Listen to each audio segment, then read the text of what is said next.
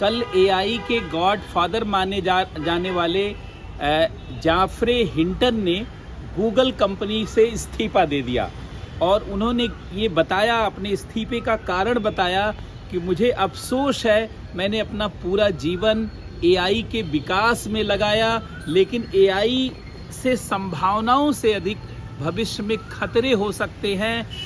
सभी मनुष्य, सभी लोग उसकी संभावनाओं को तो महत्व दे रहे हैं, लेकिन उसकी चुनौतियों पर किसी का भी ध्यान नहीं जा रहा है। बड़ी बड़ी टेक कंपनियां एआई के विकास में लगी हुई हैं और उसके बिजनेस का लगातार विस्तार करती जा रही हैं, लेकिन इसकी चुनौतियों, चिंताओं और समस्याओं की तरफ किसी का भी ध्यान नहीं है। अब एआई का जो मुद्दा है, एआई की जो तकनीक है, उस पर हमें सोचने के लिए मजबूर होना पड़ेगा कि क्या वास्तव में यह केवल हमारे लिए सुविधाओं को या हमारे लिए अनुकूलताओं को उत्पन्न करेगी या उससे भी गंभीर चुनौतियां भी हमारे लिए लाएगी। वैसे तो आप सभी लोग जानते हैं एआई की शुरुआत जॉन मैकार्थी के द्वारा 1955 में किया गया। इसी नाते जॉन मैकार्थी को फादर ऑफ एआई कहा जाता है, एआई का पिता कहा जाता है। लेकिन एआई के विकास में ज़्यादा योगदान देने के कारण जाफरे हिंटन को एआई का गॉड फादर कहा जाता है, क्योंकि जाफरे हिंटन 1972 से ही एआई, आर्टिफिशियल इंटेलिजेंस के विकास में लगे हुए हैं और इन्होंने एआई के विकास में अनेक प्रकार के सॉफ्टवेयर, मशीन लर्निंग के अनेक प्रकार के टूल्स और इंटरनेट ऑफ थिंग्स से जुड़ी हुई अनेक प्रकार के जो है सुविधाओं से युक्त जो है उपकरणों और सॉफ्टवेयर के विकास में योगदान दिया है। जाफरे हिंटन ने 2012 में अपने कुछ विद्यार्थियों के साथ मिल करके ऐसी डिवाइस और सॉफ्टवेयर बनाने में सफलता प्राप्त की जो हजारों लाखों इमेज, चित्र को पहचान सकती है और उसमें अपने अनुसार बदलाव कर सकती है। आजकल आप आए दिन फेसबुक पर, ट्विटर पर, यूट्यूब पर तमाम लोगों का चित्र देख रहे होंगे जो एआई के द्वारा बनाया गया, जिसे एआई के माध्यम से विकसित किया गया। अभी कुछ दिनों पहले भगवान राम के भी एक ऐसे चित्र को आपने देखा होगा, जिसके नाते ये लगता है कि एआई से हम बहुत सारी संभावनाओं की तरफ बढ़ रहे हैं।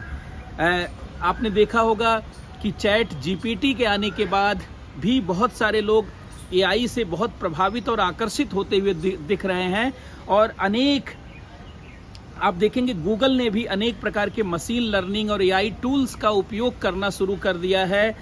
उसका जो है विज्ञापन के तौर पर, उसका बिजनेस के विस्तार के तौर पर और अनेक प्रकार की कुशलता और दक्षता को बढ़ाने के तौर पर, लेकिन इसकी चुनौतियों के बारे में उतना ध्यान लोगों का नहीं जा रहा था। यद्यपि इससे बहुत पहले एलन मस्क ने भी कहा कि एआई बहुत खतरनाक हो सकता है।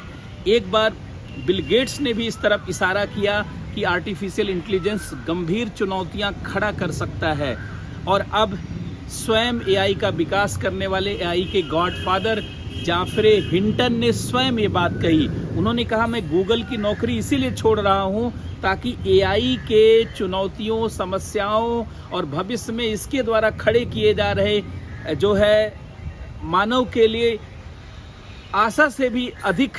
आशा और से भी अधिक जो चुनौती है उसके बारे में बात कर सकूं। आप सोचिए, एक ऐसे वैज्ञानिक को नौकरी सिर्फ इसलिए छोड़नी पड़ रही है ताकि वो जो महसूस कर सकता है भयानक से भयानक एआई की समस्याओं को, उसके बारे में बात कर सके। जाफरे हिंटन ने कहा कि अभी तो लग रहा है कि एआई के विकास से सिर्फ नौकरियां जाएंगी, अभी तो लग रहा है एआई के विकास से सिर्फ नौकरियां जाएंगी और नए तरीके के अर्थव्यवस्था की शुरुआत होगी, नए नए सेक्टरों की शुरुआत होगी, नए नई सुविधाओं की शुरुआत होगी और जीवन के हर क्षेत्र में गुणवत्ता, दक्षता बढ़ेगी। लेकिन शायद कम लोग इस बात को जान पा रहे हैं कि एआई का विकास मशीन मानव संघर्ष को जन्म देगा। एआई तमाम ऐसी भ्रामक सूचनाओं, भ्रामक तथ्यों के प्रचार का आगे चल करके कारक बन सकता है, जिससे मानव समाज आपस में ही लड़ सकता है। वैसे भी समाज में आप जातिवाद, क्षेत्रवाद, भाषावाद, अलगाववाद, अनेक प्रकार के वाद को आप देख रहे हैं जो भारत जैसे देश को पीड़ित और परेशान कर रहा है। भारत जैसा महान देश जो पूरी दुनिया को संदेश देता रहा है, पूरे विश्व के परिवार होने का, पूरे विश्व के कल्याण का संदेश और सहयोग करने की भावना रखता रहा है, उस देश को भी लोगों ने इस तरीके से बांटा कि हमारे ही देश में हमारे लोगों को कमियां दिखने लगी और जातिवाद, भाषावाद तरीके के अनेक चुनौतियों को उभारा गया ताकि भारतीय समाज को बांट करके भारत के समाज को और भारत की प्रगति को प्रभावित किया जा सके। अब उसी प्रकार की आप देखेंगे चुनौतियां एआई के माध्यम से मिल सकती हैं। जाफरे हिंटन ने इसी बात की तरफ फोकस किया है, इसी बात की तरफ हमारा ध्यान दिलाया है। अब देखिए एआई एक बहुत चर्चित विषय बन गया है। जो विद्यार्थी यूपीएससी की तैयारी कर रहे हैं या स्टेट एग्जाम की तैयारी कर रहे हैं या जो है जीवन के अनेक क्षेत्रों में किसी दूसरी परीक्षाओं की भी तैयारी कर रहे हैं, उनके लिए एआई का विषय बहुत चर्चित हो गया है। एआई पर निबंध पूछा जा सकता है, एआई पर मेंस में क्वेश्चन पूछे जा सकते हैं, एआई पर प्रीलिम्स में सवाल पूछे जा सकते हैं। तमाम इसके बारे में इससे जुड़े हुए विषयों को जोड़ करके क्वेश्चन पूछा जा सकता है।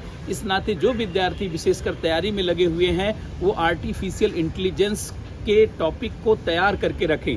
आर्टिफिशियल इंटेलिजेंस क्या है, ह्यूमन इंटेलिजेंस, आर्टिफिशियल इंटेलिजेंस में क्या अंतर है, मशीन लर्निंग और आर्टिफिशियल इंटेलिजेंस कैसे अलग है, इंटरनेट ऑफ थिंग्स या इस तरीके के जो तमाम प्रकार के अनुकूलताएं हैं टेक्नोलॉजी के माध्यम से, जो अपग्रेडेशन है, वो सब क्या है। इधर निश्चित रूप से जाफरे हिंटन के इस वक्तव्य के बाद और उनके इस प्रयास के बाद अब निश्चित रूप से ये क्षेत्र जो है हमारे एग्ज़ाम की दृष्टि से महत्वपूर्ण होता चला जा रहा है। यद्यपि जाफरे हिंटन ने कहा है कि अब वो अपना बाकी जीवन एआई की चुनौतियों से समाज को जागृत करने में लगाएंगे, जागरूक करने में लगाएंगे। और जब इस तरीके के तमाम सवाल उठेंगे तो निश्चित रूप से बड़ी बड़ी जो टेक कंपनियां हैं, गूगल है, फेसबुक है या ट्विटर है, टम्बलर है या अमेजन है, माइक्रोसॉफ्ट है या जो लोग भी टेक के क्षेत्र में व्यवसाय कर रहे हैं, शायद इन चुनौतियों के निदान के लिए भी प्रयास करें और इन चुनौतियों से मानव को बचा लें। कहीं मानव के लिए कोई बड़ी विभीषिका ना खड़ी हो जाए, उससे पहले ही जानते हैं समस्याओं का समाधान शुरू हो जाए। इसलिए जाफरे हिंटन का गूगल छोड़ना और ये कहना कि मैं अब बाकी जीवन इस क्षेत्र में बिताऊंगा ताकि इसकी समस्याओं से अवगत कराया जाए, एक स्वागत योग्य कदम कहा जा सकता है। तो आज की संवाद श्रृंखला में इतना ही। कल हम लोग इससे आगे बढ़ेंगे और बात करेंगे नए विषय पर जो हमारे लिए इम्पोर्टेंट रहेगा।